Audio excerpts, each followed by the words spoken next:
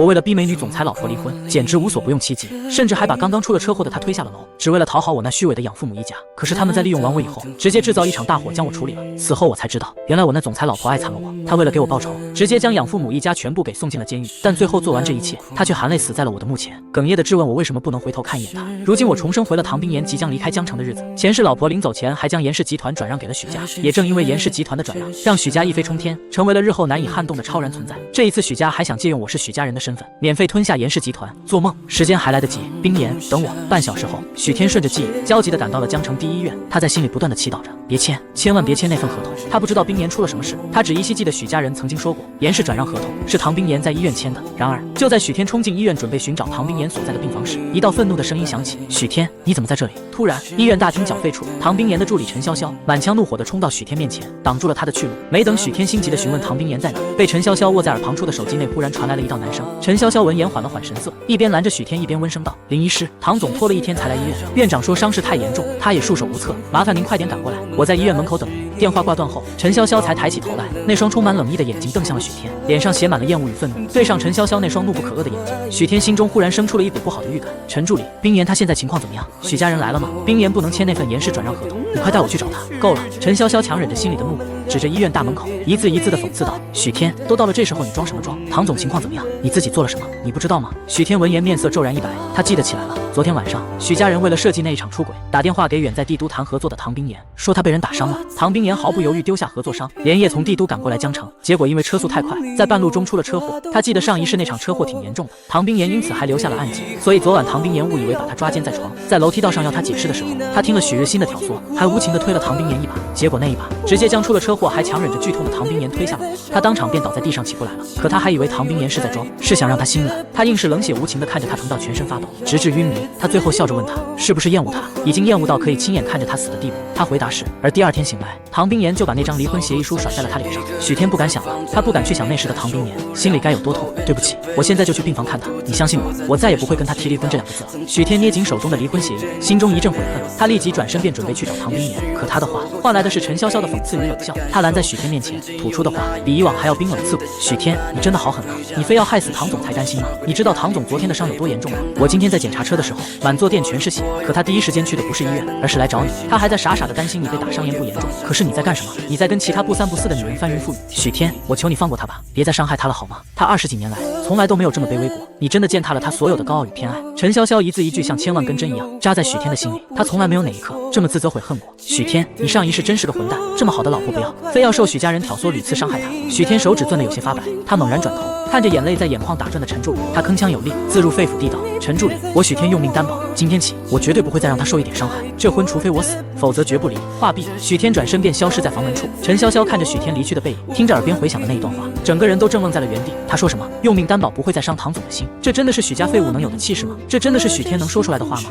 不可能，肯定是装的。许天怎么可能会醒悟？他肯定又是想给许家争取利益与项目。与此同时，9号贵宾病房，唐总，我代表许家向您郑重道歉。我们也没有想到许天少爷会竟然仗着唐总您的偏爱，做出那么混账的事。说完了吗？一道冷漠的女声打断了许总管接下来的话。他怎么样？容不得你议论。许总管面色微僵，在心里暗骂了句倒贴给废物的贱人。许天的废物都出轨了，你还护着他，甚至为了许家日后能善待他，连严氏集团都能拱手相让，真是活该被那废物推下楼，差点活活摔死。不过随即，许总管收敛起了心里的不满，堆上笑容，微弓着身子将一份文件递给了病床上的女子。唐总，这是我们已经准备好的转让合同，您签个字。躺在病床上的女子目光冰凉地扫了眼许总管，她那张脸哪怕透露着苍白憔悴的病态，也美的攻击性十足，尤其是那身凡人不配靠近我的权贵之气，压得许总管呼吸都有些困难。不过许总管想到即将到手的利益，努力压下了心头的恐惧，又笑着开口：对了，唐总，我记得您在苏氏物流那边还有20%的股份，还有利氏银行，您给许天买了1个亿的基金也快到期了。既然您要离开江城了，许天少爷希望您将这些都转给许家，这是合同，您签字就行。唐冰岩的瞳孔里倒映着许总管那得寸进尺的丑陋嘴脸，他虚弱到握着笔的指尖都在颤，那双平静的眼睛审视着笑盈盈的许总管。多少次了，许家在他这里弄走多少好处了，他不记得了，因为只要搬出许天这2个字，他就会无条件同意，因为许家是他的家族，他又那么渴望亲情。算了，过了今天，他跟许天便再无瓜葛，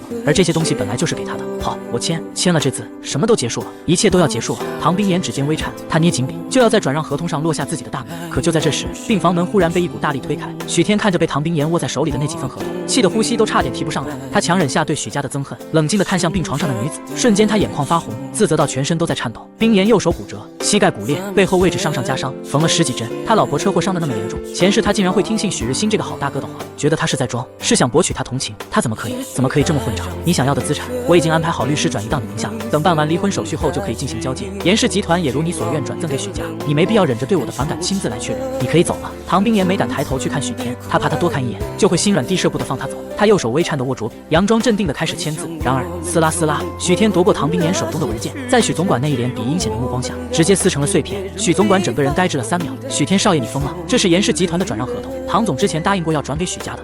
当着唐冰岩的面，许总管终归不敢破口大骂，可他的眼神却是恨不得将许天碎尸万段。许天克制住恨意，转过头，一双眼睛深不可测地盯着许总管，那一眼看得许总管汗毛倒数。没等许总管想明白许天的态度反差，便听到许天冷笑道：“他什么时候答应过要将严氏集团转给许家了？他答应给的从来是我，一切都建立在我想之上。现在我不想了，带着你的人立刻马上给我滚出去！”许天那突如其来的怒骂惊得病房内所有人都傻了。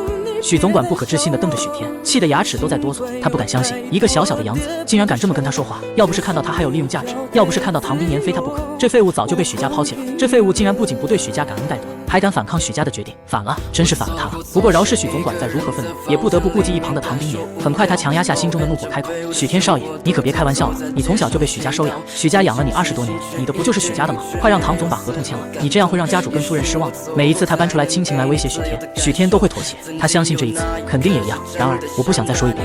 许天那隐隐透露着恨意的话回荡在所有人耳边。许总管脸色异常难看，他不甘地看了一眼洒落在地上的合同，然后盯着许天几秒，对唐冰岩说了句改日再来后，便离开了病房。疯了，他妈的许天今天发什么疯？敢直面对他就算了，还敢阻拦许家接收严氏集团，看来是唐冰岩对他太好了，让他认不清自己在许家的地位了。等着吧，等他禀报家主，定要把这废物逐出许家。随着许总管等人的离去，病房内便只剩下3人。冰岩，对不起，昨天的事情是个意外，我真的不知道你被车撞伤了，我以为我以后再也不会伤害你了，你原谅我好不好？只要你不离婚不离开我，怎么样都可以。许天愧疚慌乱到手指都不知道往哪放，他甚至都不敢正视唐冰岩那冷漠的模子。唐冰岩听着许天那道歉深情的话，微微发愣，紧接着他嘴角露出了几分自嘲的笑意。这一刻，他看许天的目光就像是看一个陌生人。严氏集团还不够，你还想要什么？直接说吧。这是唐冰岩第一次对许天如此冷漠，那是有生以来唐冰岩用过最冷漠的语气，每一个字就像是一根刺一样，狠狠地扎进了许天的心脏里，痛得他咽喉发不出声音。许天紧紧地攥着离婚书，心疼又坚定地盯着唐冰岩那绝色的脸庞。我阻止你跟许总管签合同，不是为了索取更多，而是想告诉你，从今往后，我不会再为许家争取任何利益，我真的什么也不要，我只要你，我不求你原谅我，只求你给我一个机会，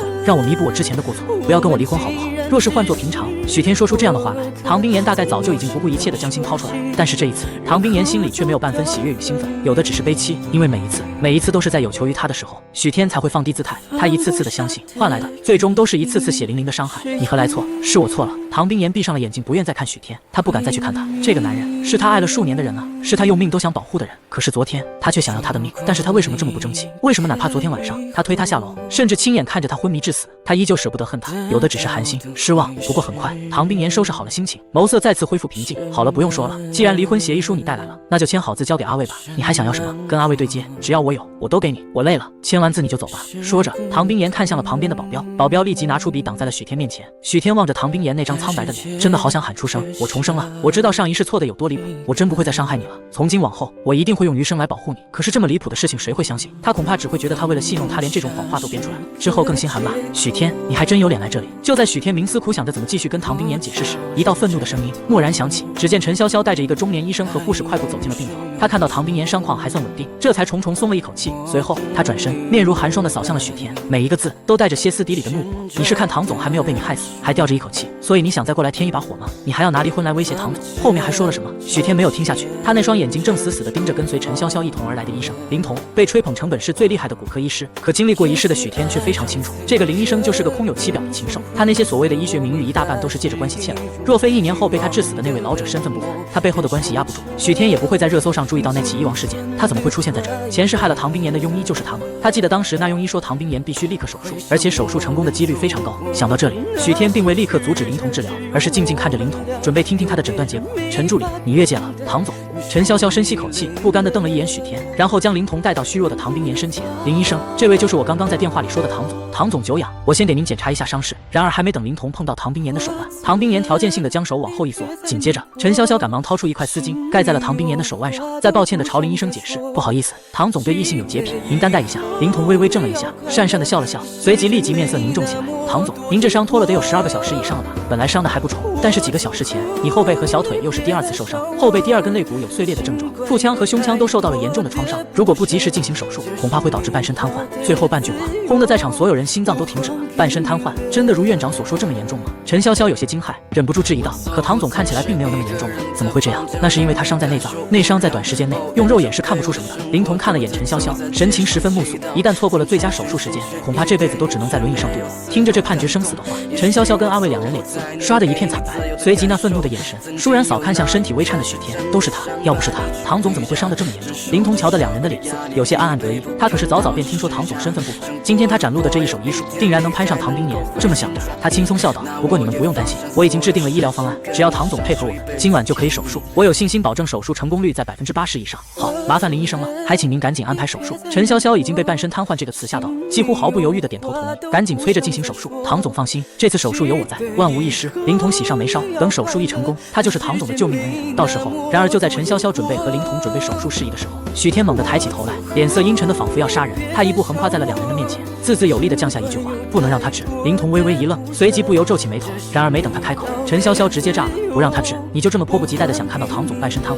让开！说着他上前就要将许天推开，可许天却纹丝不动，他一双仿佛能看透所有阴暗的眼睛盯着林童，厉声重负道：他根本就治不好冰炎。周围几天听着许天字字铿锵的声音，都是猛地一愣。这个一无是处的许天说什么？林童治不好唐冰炎？他知道林童是什么级别的医生吗？我治不好，我堂堂本市第一的骨科专家，你说我治不好唐总，你在质疑我的专业性？林童愤怒地看向许天质问道。任谁都会在自己最专业的领域被质疑而不爽，更何况他还是本市闻名的专家。专业性？许天笑了，前世就是因为林童医术不精，竟爱攀附权贵，才让唐冰炎留下了严重的后遗症。这一世他怎么可能还会让林童染指唐冰炎的伤？不过一个靠关系上位、浪得虚名的狗屁专家而已。许天眯起危险的双眼，毫不客气地将林童得罪彻底。而随着他话音落下，整个病房里的氛围骤然凝固了。这一刻，所有人看向许天的目光彻底变了。疯了，这许天真的疯了！他跟唐冰炎什么仇什么怨啊？这么恨不得他死吗？林童怒极而笑，他直接指着许天的鼻子冷笑道：好好好，你还是第一个质疑我灵童医术的，你很好。既然你们这么看不上我，那就另请高明吧。不过作为医生，我还是要奉劝一句，唐总的伤，如果24小时内不进行手术，轻则瘫痪，重则有生命危险。小子，你好自为之。说罢，林童就准备走。陈潇潇顿时急了：林医生，你别动怒，别动怒，我们请您来绝对是有诚意的，之前谈好的诊金可以给您翻倍。这个人我马上让他滚，你给我5分钟的时间，我来处理这里的事情。说完，他猛地转头，那张愤怒到脸部肌肉都在颤抖的面孔扫向许天，气得眼泪都在眼眶打转。许天，昨天唐总失足摔下楼梯间，你冷眼旁观看着唐总死就算了，现在你还要阻止林医生治疗，你到底还想怎么样？你怎么可以冷血到这种程度？我给你10秒，立刻离开这里，立刻！陈潇潇已经克制不住自己的情绪了，最后一句话接近怒吼。许天知道曾经做的那些错事不配让在场的人相信他，所以他没有再跟陈潇潇多费口舌，而是转头看向了嘴角勾起一丝自嘲与心死的唐冰炎。他心底一颤，语气放柔了几分：冰炎，以前的事情我已经知道错了，我也不求你现在就原谅，我只求你相信我最后一次，相信我，林童他治不好你，给我1天时间，我一定找来全国最厉害的神医，一定不会让你有事的，就最后一次好不好？唐冰炎那双心如死灰的眼睛就这么静静地看着许天，平静的神情下，心脏早已被数箭穿孔。他看着这个深爱了半辈子的男人，他第一次从他的眼里看到了紧张，看到了担忧与恳求。他怎么会担心他呢？他应该恨不得他早点死，好解除婚姻才对啊！他是疯了吧？竟然还会期待他能心疼他？相信你，唐总哪一次没有相信你？你的心是黑的吗？你有多无能废物？整个江城都知道你找来神医，我看你是找来阎王收唐总的命吧！陈潇潇说着，直接拿出手机拨打医院保安的电话。他不想再听许天狡辩什么。然而电话还没拨通，房间内突然彻响起唐冰炎那不容反抗的声音：陈助理，送林医生回去，明天再进行手术。什么？唐总？陈潇潇有些难以置信地看向了唐冰炎，握着手机的手都在颤抖着。他知道唐冰炎有多爱许天，也清楚许天在他心中的地位。可是当年那么睿智无双、冷漠无情、号称商场巾帼的他，现在为了这个混蛋，为了这个废物，竟然连命都不要了吗？哪怕许天曾经无数次的骗他，无数次的伤害他，在生死关头，他依旧选择相信，是吗？你真的要拿命开玩笑吗？陈潇潇心口憋着一股郁气，双目通红地死盯着唐冰炎。唐冰炎又何尝不知道许天的能力，又何尝不清楚他有多讨厌他？可是他又何曾拒绝过他任何要求？哪怕他从一开始就知道他是在骗他。如果这是你想要的结果，我成全你。去吧，我在这里等你。在你没有回来之前，我不会接受任何治疗。这就是唐冰岩回答许天的决定，毫不顾忌，赌上性命的决定，像上一世一样，只要许天要，只要他有命，他也给。好，唐总真是英明，希望明天你们不要求着我回来。林童见唐冰岩宁可相信一个废物，也不愿相信自己的医术，他眼神阴冷地瞪了许天一眼，甩袖离开了病房。陈潇潇又气又怒又无能为力。唐冰岩身份尊贵，认定的事情没有任何人能改变，他敢把自己的命交到许天手里，陈潇潇可不敢。一旦唐冰岩出事，这个华夏都得翻天。林医师您等等，许天，如果唐总有什么三长两短，你绝对会死得很难看的，绝对。放完这句狠话后，陈潇潇立即朝着林童追去。他现在该做的就是赶紧找到上一世名震帝都的神医。冰岩的伤势不能再拖了，没事的，1天时间，这一次他一定不会再让冰岩失望了。直到许天神情坚定地离开病房，唐冰岩才缓缓睁开眼睛，他愣愣地盯着许天离开的方向，那一眼仿佛要将他的轮廓印进骨子里。大小姐，我不明白您为什么就非许天不可呢？他要什么没什么，现在他都在要你的命了，您还要惯他到什么时候？您难道真的要拖掉半条命吗？出生的人是难以掩饰那一身煞气的阿伟，他已经很努力地在克制自己的杀气。如若不是有着很强的职业素养，如若不是大小姐视许天如命，他刚刚真想一刀宰了许天，后天安排回帝都吧。唐冰岩道。阿伟愣了一下，难道大小姐想通了，终于心寒肯放弃许天了？然而还没等阿伟惊喜的回应，马上准备飞机，马上去请回林医生。下一秒就听见唐冰岩虚弱的勾起一抹淡笑，拢了拢背角，我受伤的事不要告知任何人，不要告诉任何人。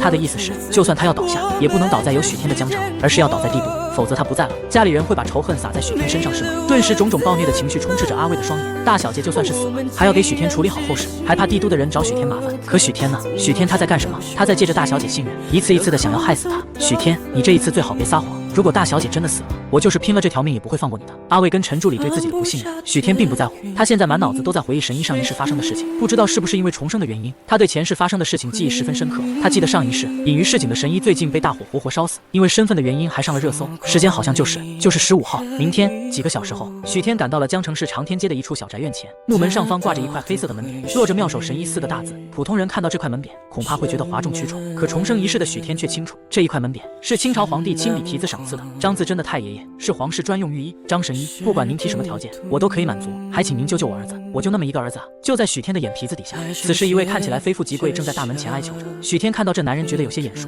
但一时间又想不起来。门前张自珍小徒弟听到中年男人的哀求，不为所动。我不知道你是怎么找过来这里的，但是我最后说一次，我不管你是什么天大的身份都没有。我师父早在1年前就已经宣布归隐了，他不再接待任何病人。可是中年男子还想要说些什么，迎面而来的却是那重重的一道关门声。他望着那扇紧闭的大门，眼底闪过浓浓的绝望，最后一丝希望就这么没了。院长说还有10天，10天之内找不到医治的人，他儿子必死无疑。老天爷为什么要这么对他？上天都已经夺走他最爱的妻子，现在连他唯一的儿子也要夺走吗？他就是地位再高又有个屁，他连儿子都救不了。直到中年男子离开，他都没想起在哪见过中年男子。不过他对这人遭拒并不意外。上一世他之所以知道张自珍隐士在江城，是因为一条热搜。明天凌晨5点左右，张自珍被活活烧死在了这座小宅里。而事情之所以会闹上热搜，完全是因为1年前张自珍致死了一位本就重患的病人。虽然病人家属没有追究责任，但这件意外却成为了张自珍的心愿。在那以后，张自珍便从此隐退，再也不医治任何人。在张自珍死后那几天，这件意外事故会被接连扒出。就在网友都指责张自珍是庸医遭了天谴的时候，一条报道突然横空出世。原来1年前那位重患的病人并不是张自珍致死，而是在张自珍治疗期间，那位病人吃了其他医生开的药，因药物相冲，病人当场死亡。而张自珍地位高，家属又隐瞒此事，敲诈了张自珍几百万后，便大事化小，小事化了。这个致死人的锅自然就背到了张自珍身上。回忆到这里，许天叹了口气，可惜张神医治病救人几十年，却被这种小人误害了，他到死估计都无法释然自己的错误。就在这时，许天身前的大门蓦然被拉开，小徒弟林想目光冷漠道：“我师父在1年前已经归隐了，拒不出诊，不要再过来白费力气了。”话落，大门砰的被关上。站在门前的许天看着眼前轰然关闭的大门，面上并未露出丝毫愤怒。他知道1年前那场医亡事件已经成了张自珍的心病，如果不解开当年的误会，张自珍会出诊才怪。随即许天也没敲门，直接对着大门喊道：“张神医，我知道你1年前归隐老家，再也不救治病人的原因。当年那年医亡事故并不是你的错，是因为那家人一病请2医，同时是2位医生开的药，药物相冲才导致病人死亡的。这件事情跟你没有任何关系。”许天那家大音量呐喊的话从窗户之外传入房间内，刹那间，在房间内研究药剂的老人浑身一颤，他手中的药材直接掉落在地上，那双疲惫的眼睛瞬间浮现出一层水雾，他像是听到什么极度不可置信的事情一样，全身忽然抖了起来。而在柜台后面整理药材的林想怔了一下，迅速冲到大门处，猛地拉开门：“你刚刚说什么？”与此同时，诊所里面的小房间传来了一个沙哑而平和的声音：“年轻人，你刚刚说1年前的事故跟我没关系，对？”张自珍听到许天笃定的语气，缓缓深吸了口气，而后他神色郑重道：“不管是不是真的，都多谢提醒，我会找人查清楚的。”之前他并未想过人心能险恶到这种程度，一直以为是自己致死的人，现在看来，他倒是要查查了。张神医，查清楚这事情需要时间，但是你很可能活不过明天早上。唐冰岩在24小时内必须手术，他给不了张自珍那么多时间去查。此刻他唯一能做的就是用自己未卜先知的能力取得张自珍的信任。你咒我师父！林晓听到许天的话，脸色骤然沉了下来。房间内的张自珍闻言，脸色也是有些难看。刚刚许天的话他都已经信了一半，但此刻听到许天说出他活不过明早这种话，他不由自嘲地摇了摇头。果然是他想多了，当年的事情就是他张自珍的错，他怎么还幻想着喜来呢？老人悲凉地摇摇头，就要开口让林晓赶紧走。然而就在这时，许天的声音再次响起：“张神医，我没开玩笑，如果你不信我，我敢保证你绝对活不过明天早上。如果我这句话是胡说的，我自己活不过明天。”字字肯定，铿锵有力。可听到这话的林晓却是勃然大怒，他忽然上前抓着许天的衣领，双眼冒火的怒道：“你他妈的在胡说八道什么？我师父好好的怎么会死？你死不死没关系，别咒我师父！”林晓一边怒骂着，一边拽着许天的衣领，想往大门口拖。嘎吱！也正是此刻，药房的门蓦然被打开，一位出现的七旬老人打断了林晓的动作，放了他，让他说：“师父。”林晓见到老人，脸色缓和了不少，但他看了一眼许天，还是气愤地道：“这人为了请你去治病，竟然诅咒您死，您怎么还让他说？他就是个小人。”张自珍警示地看了林晓一眼，然后缓缓摇头，示意林晓不要冲动多话。林晓气得闷哼了一声，也不敢忤逆张自珍，退到了一旁。久仰张神医大名，我是许天。张自珍没有搭话，那双浑浊的眼睛上下打量着许天，很快他眼中露出了些许失望，果然还是太年轻了，看来他刚刚说的那些话只是想引起他的注意罢了。许天，我倒是不曾记得认识你这号人物。张自珍面上未曾表露出心中的怒气，1年前的事情已经过去了，我且不多问。但你说我活不过明天早上，是什么用意？我与你素不相识，你为什么要来我咒我这个年过70的老人？许天神色诚恳道：“张老抱歉，因为时间不多，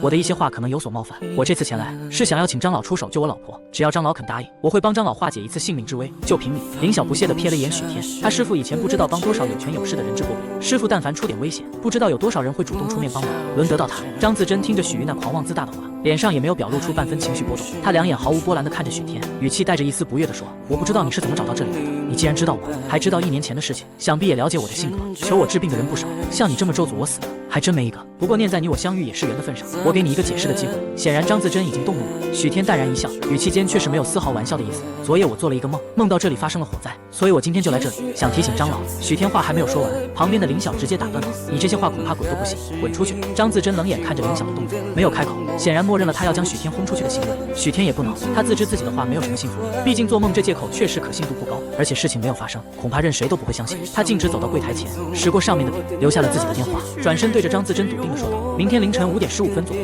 左边的药房会起火，你救火的时候记得检查一下白色桶内的液体是不是水。张老，我话已经到此，信不信在你，这是我的电话，我等你来找我。”说罢，许天淡淡一笑，潇洒转身而去，那信誓旦旦的语气，泰然自若的举动，仿佛100%地肯定了火灾一定会发生，而他张自珍如果没有许天的提醒，必然会死于火灾。看着张自珍走上前，拿起了许天留下的字条，林晓心里十分愤怒：“师父，你刚刚为什么拦着我？我就应该撕了他的嘴，气死我了！这个小人竟然这么正直，真以为自己是什么算命大师呢？”然而张自珍却直接将纸条丢进了垃圾桶里，然后他看着浴室就暴躁的徒弟叹息道：“好了，没必要跟这种人计较，以后不让他进来就是了。”张自珍全然不信的摇摇头，背着手进了药房。凌晨，林晓关上了大门，回到了药房煎药。虽然药房里还有煤气罐，但为了保证药效，宝灵堂一直都是用的煤炭煎药。不知道为什么，林晓一走进药房就不自觉想起了许天的话。他白天嘴上虽说不信，但因为许天说的信誓旦旦，还是让他心中不宁。1个小时后，林晓终于煎完药，盖好炉火后，正准备回房去休息，他脑海中又想起了许天的话：“我今天晚上不睡了，就守在这个炉子面前，我就不信了。”林晓咬了咬牙，干脆就坐在了火炉前。前半夜的时候，林晓精神很好，可是后半夜凌晨4点钟以后，林晓上下眼皮开始打架，困得不行了。大概到了5点钟左右，林晓就伏在双膝上睡着了过去。林晓并没有察觉到，一股淡淡刺鼻的煤气味缓缓弥漫开来，房子里不知从哪里来了一阵阴风，吹起了火炉里的火星子，落在了窗帘上，瞬间就燃起了火苗，大火一下子烧了起来，浓烟滚滚。睡梦中的林晓迷迷糊糊间就感觉到一阵灼热和呛鼻的烟味，他一下子就惊醒了过来。当他看到房间里燃起了熊熊烈火的时候，整个人都清醒了过来。着火了！林晓吓得手忙脚乱，跳到了门口，刚要拿起门口的白桶，他脑海中忽然飞快想起了一句话：“记得检查一下白色桶内的液体是不是水。”林晓深吸了一口气，打开瓶盖闻了一下，是汽油。林晓顿时手脚一阵冰冷，这是他今天刚去购买的汽油。刚才他一下子慌了神，忘了这茬，那个人没有骗我。林晓心中震撼不已，后背不禁冒出了一阵冷汗。如果没有那个人提醒的话，他刚才可是要用这个来灭火的。就在这时，火势再度呼啸而起，林晓也顾不得许天为什么会知道，他把汽油桶倒了出去，快速接了一桶水。房间里的火势看起来很大，但实际上只是几块窗帘是易燃物品，并没有看起来烧得那么厉害。火苗很快就被扑灭了，不过这间药房也被烧得乌漆八黑的，不成样子。而住在隔壁的张自珍被惊醒了过来，匆匆赶到这边来。他见到药房的情况，那双浑浊的眼睛猛然变色，怎么着火的？林晓把整件事情前前后后都说了一遍。说起这一切，林晓自己都感觉到一阵后怕。他和张自珍都是住在宝灵堂的，卧室都紧挨着药房，一旦泼了汽油烧起来，连逃生的机会都没有。如果不是昨天那个人，我们现在怕是要葬身火海了。师傅，难道这个世界上真的有未卜先知？张自珍也感觉十分古怪，沉默良久，缓声道：“这应该只是凑巧吧。不管怎么说，这也算是救命之恩，不能不报。你快去找那个人的联系方式。”好，我这就去。林晓应了一声，便急忙跑去了垃圾桶，开始翻找了起来。另外一边，许天提着煲了一早上的鸡汤，刚刚来到医院门口，就接到了张自珍的电话，是江城医院。没错，那就麻烦张老亲自跑一趟了。挂断电话，许天长长的呼出了一口气，一直堵在心口的那块石头也算是落地了。张自珍亲自出马，唐冰岩的伤应该不成问题了。许天刚来到唐冰岩病房外的走廊，就见到陈潇潇和保镖阿卫正恳求着林童尽快给唐冰岩手术。很快，陈潇潇就注意到了走过来的许天，他当即柳眉皱起：“许天，你不是说要请神医回来吗？我已经请到了，他们在来的路上。”许天淡淡道。陈潇潇不屑地冷笑了一声，也懒得跟许天再废话了。许天，你不用再演了，你这么做不就是想要钱吗？阿卫，把钱给他。刷刷刷，陈潇潇话音落下，阿卫转头示意一眼，4个保镖把手里的箱子齐刷刷地打开，顿时一沓沓鲜红的钞票暴露在了许天面前。许天，只要林医生给唐总手术，唐总很快就能恢复了，只要你同意立即手术，这些钱就都是你的了。许天淡淡扫了那几箱子钞票一眼，眸光没有丝毫波动。我不要钱，不要钱，1000万不够。呵呵，胃口变大了是吧？好好好，这里有1张美金支票，你想要多少钱？随便填。说着，陈潇潇直接从包包里面拿出了1张支票，重重地拍在了许天面前。够了吗？若是换做平时，陈潇潇说什么也不会给许天1分钱，但是现在他也是没有办法了。唐冰岩已经昏迷了，除非是唐冰岩的亲属签字，不然没有人敢给唐冰岩动手术。而唐冰岩的亲人都在帝都，现在能作为亲属签字的唯有许天。许天眉头微皱，连看都没有看一眼支票，他现在也懒得跟陈潇潇说什么了，直接与陈潇潇擦肩而过，朝着贵宾病房走去。许天，你到底还想要什么？唐总现在已经昏迷了，再不做手术，他就支撑不下去了。许天，一日夫700日恩，你的良心真的被狗吃了。陈潇潇又怒又急的声音让许天心底猛然一沉，冰岩昏迷了，他没时间多想，第一时间跑向了唐冰岩的病房。先生，病人情况危险，你现在不能进去。门口的护士拦住了许天。许天透过门上的探视玻璃，见到唐冰岩脸色苍白的躺在床上，虚弱到了极点，连呼吸机都用上了。哪怕是许天不懂医术，也能够看出来唐冰岩现在的状态有多不好。许天，你看到了吧？如果不是你阻拦林童医生给唐总手术，唐总又怎么会变成现在这样？现在给我把字签了。说着，陈潇潇就要将手术协议书塞进许天手里。滚开！陈潇潇被许天周身瞬间散发出的冰寒气势吓得浑身一哆嗦，下意识闭上了嘴。许天没理会陈潇潇，直接走向一边，同时拨通了张自珍的号码。不远处，林童看着许天朝着他走过来，嘴角扬起了得意的笑容。许天昨天说的信誓旦旦要找什么神医，当着那么多人的面让他丢面子，现在怎么样？神医没有找着，还是要过来求他。不过现在想要求他动手术，可没有那么容易。这一次，他非要许天跪下来求他不可。想到这里，林童脸上笑容连起，冷笑着瞥向了走来的许天。许天，现在只有我能救唐总，但你现在想求我出手，可没有那么容易。许天闻言脚步一顿，接着他看傻逼一般扫了林童一眼，而后直接将之无视，从他身边走了过去。林童看着跟自己擦肩而过的许天，猛地愣在了原地。这什么情况？许天不是过来求他的吗？林童看着许天的背影，只觉刚刚许天那看向他的一眼像个无形的巴掌，狠狠抽在了他脸上。他眼睛死死盯着许天，近乎一字一顿道：“真是巴不得唐冰岩死了。整个江城没有比我医术更高的专家，以唐冰岩现在的状态，至少能撑到他跟你约定的24小时之后。等我治好了他，我倒要看看他还护不护着你这想要他死的废物。”没过多久，张自珍穿着洗到发白的唐衣，带着林晓匆匆赶到了医院。许天当即快步迎了上去：“张老，病人在哪？”张自珍没有任何废话，直接开门见山道：“跟我来。”许天直接带着张自珍快步走向了唐冰岩的病房。走廊上，陈潇潇看到张自珍的遗嘱，不由得皱起了眉头，问道：“林医生，你认识他吗？”“不认识。”林童缓缓地摇了摇头，嘴角露出了几分嘲讽的笑容。“陈助理，我在江城还算是有几分国名，不说整个华夏的专家都认识，但市里省里的专家我全部认识。这个人我连见都没有见过。我听说现在到处招摇撞骗的骗子挺多的，你们可要小心，被骗了钱倒是其次，要是出了人命，可就是大事了。”陈潇潇听到这话，脸色顿时冷了下来。他也见过不少医术高明的专家，可张自珍不管是衣着还是外貌，根本就和神医这2个字完全不沾边。这样的人能救唐总，他除非傻了才会信。陈潇潇深吸了一口气，说什么也不能再由着许天胡闹。许天，唐总因为相信你能找到医生，连自己的命都赌上了。但是你都干了什么？你放着能治好唐总的林童医生不用，在路边随便拉一个自称神医的赤脚医生来给唐总看病，你是巴不得唐总快点死？还没有等许天开口，旁边脾气暴躁一些的林晓就按捺不住。你说谁是赤脚医生？我师父可是医学界国内外闻名的泰斗，不知道多少大人物想要求着我师父救命，都找不到门路。噗嗤，林童嗤之以鼻，别说什么医学界的泰斗，我就问你有行医资格证吗？行医资格证？许天气急而笑，一个徒有虚名的庸医也敢质疑张神医，你也配？林童脸上的笑容顿时僵住了，脸色铁青，被许天气得浑身发抖。他还从来没有被人这样羞辱过，若非为了唐冰岩的人情，就算许天跪下求他，他也不可能再为唐冰岩看病。就在这时，病房里面的护士忽然打开了房门，病人醒了，有话要说，你们谁是病人的家属？冰岩醒了，许天也顾不得多说什么，第一时间冲进了病房。此刻唐冰岩脸色苍白，看上去十分的虚弱。许天看到唐冰岩此刻的状态，心顿时揪了起来。他快步走到了唐冰岩床前，蹲下身轻声开口：“冰岩，我帮你找来了神医，马上就能治好你的病了，我还帮你煲了汤，等会儿等神医帮你治完病，你就能喝了。”唐冰岩听到这样的话，苍白的俏脸上竟是露出了一抹茫然。他这是在做梦吗？许天何曾对他说过这样的话？就在这时，陈潇潇走了过去，气冲冲的道：“唐总，许天不知道从哪里找来了一个赤脚医生帮你治病，他想要了你的命。”闻言，唐冰岩目光渐渐恢复清明，随之他眸中露出了一抹苦笑。不管是前天许天的冷漠，还是以前的种种，他都有理由相信许天能做出这样的事情。冰岩，我这次找来的真的是位神医，他能治好你，相信我。唐总，许天是什么样的人，你应该比我更了解。陈潇潇也连忙道：“唐总，我求你了，同意灵童医生给你手术吧，现在只有他能救你，只要你同意了，你的身体很快就能恢复了。”唐冰岩看了一眼陈潇潇，再看了看许天，心中叹息了一声，让他找来的神医给我治吧。陈潇潇和阿卫几人闻言齐刷刷变了脸色。唐总，不能让他喊来的神医治，您不能拿生命冒险吧？灵童医生就在这，只有灵童医生能治好人们。我说过，不管他想要什么，我都会给。唐冰岩美眸缓缓睁开，哪怕现在的他一脸病态，也能够让人感受到那股不容置否的决然。唐总，陈潇潇心中苦涩到了极点，许天到底给唐总灌了什么迷魂汤？唐总相信许天的程度，怎么可以到连自己的命都不要的程度？可陈潇潇也知道唐冰岩的性格，一旦唐冰岩做出的决定，谁也无法再让他改变。就像是当初唐冰岩和许天结婚，连唐家的长辈们唐冰岩都敢忤逆，更何况是他。最终陈潇潇咬了咬牙，也没有再多做无用的劝说。林医生，跟我出来一下，我有事跟你说。陈潇潇跟林童说了一声，便率先离开了病房。他现在要做的不是劝说，而是补救。林童跟了上去，阿伟犹豫了一下，心里默默地叹息了一声，而后跟着一起离开了。在经过许天身旁的时候，他微微驻足，神色阴寒道：“许天，如果唐总有事，你今天走不出江城医院。”